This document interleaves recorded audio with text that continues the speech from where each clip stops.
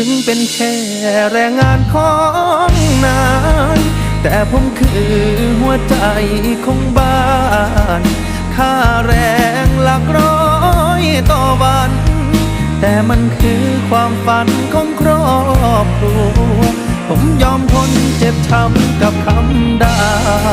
เพื่อกลับบ้านนาไปเจอกับรอยยิ้มหัว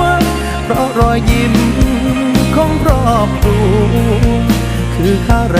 งที่แพงที่สุดเพื่อรอยยิ้มของทุกคนในครอบครัวผมยอมทุ่มสุดตัวเพราะเป็นเสาหลักของบ้า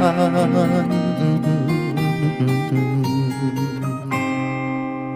เข้าใจผมนะครับนา